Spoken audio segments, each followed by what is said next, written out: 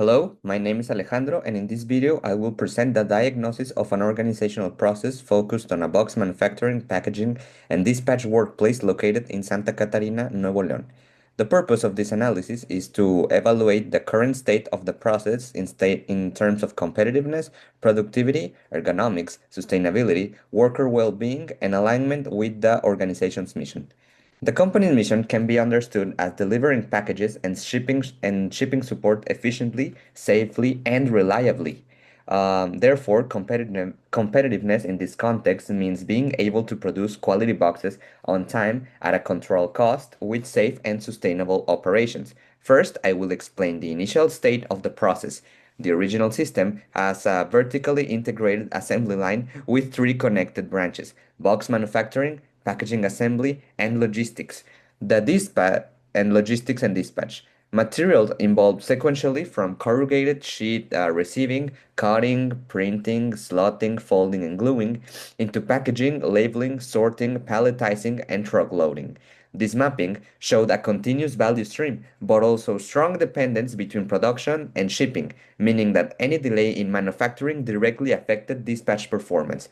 To diagnose the process, I applied basic quality and productivity tools. The first was the Operation Process Chart, or OPC, which showed that the manufacturing, packaging, and dispatch branches were sequential and interdependent. The second tool was takt time and cycle time analysis.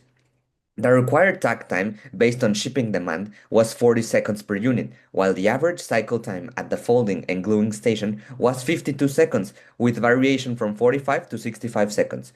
This confirmed a clear bottleneck. Additional productivity metrics showed 6.8% defective fraction on high volume days and 12% unplanned downtime, mainly caused by material delays and equipment adjustments.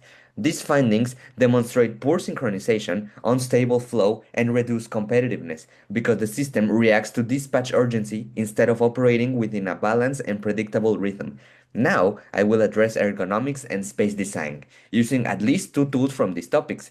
This first tool was the eight ergonomic principle. The diagnosis showed non-compliance with neutral posture, reduction of excessive force, easy reach, work in the power zone, reduction of repetitive motion, minimalization of static load, and minimalization of contact stress, and adequate environmental conditions. Operators worked at fixed height tables, performed repetitive folding and gluing, lifted corrugated bundles manually, twisted while palletizing, and remained standing for long shifts. The second tool was layout analysis, which showed that the workplace had grown organically rather than ergonomically. Materials were not always placed within easy reach, and some aisle congestion and poor workstation design increased strain and inefficiency. Next, I apply the Industry 4.0 perspective, including at least two technologies or enablers. The first selected technology is the Industrial Internet of Things, or IIoT, which enables real-time monitoring of machine speed, temperature, downtime, and output. The second is the digital twin, a virtual model of the line that allows simulation of bottlenecks, redesigns, and maintenance scenarios before physical implementation. These technologies support a cyber-physical system in which machines, operators, and materials and dispatch priorities are connected through data. In the redesigned workplace, real-time dashboards, predictive maintenance sensors, RFID-based inventories tracking, and AGVs or assisted material transport improve control and reduce delays. The new design reduces the effective cycle time from 52 seconds to about 20 seconds, while the required takt time remains 40 seconds, which means the system can now meet demand with a strong capacity margin and much better competitiveness.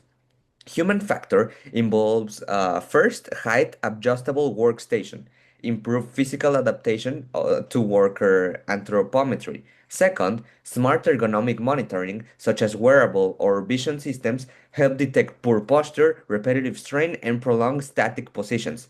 Third, human-machine collaboration, especially through collaborative robots and digital assistants, allows workers to shift from heavy repetitive tasks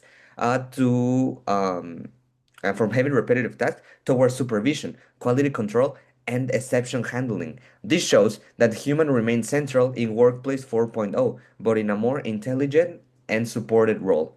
Regarding implementation, the proposal includes a redesigned smart workstation, digital dashboards, predictive maintenance after material handling, and synchronized production dispatch control. It also includes a training plan for both leadership and the operational workforce so that managers understand digital transformation and operators learn to use dashboards, sensors, systems, interfaces, and automated safety procedures.